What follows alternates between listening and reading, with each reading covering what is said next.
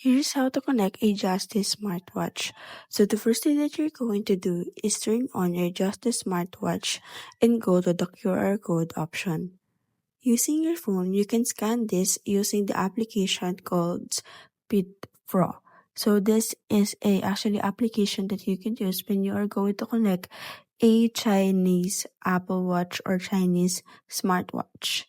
Afterwards, you will be seeing this while you have already scanned the QR code, and then from the application, you will be able, or you must see there the Justice Watch device that you have, and then click on that. After clicking on that, you can now go ahead and edit the permissions of the Fit Pro, so you can allow notifications depending on you. And then there you have it. You can now already connect your Fit Pro, or you have successfully connect your Fit Pro to your device or Android device.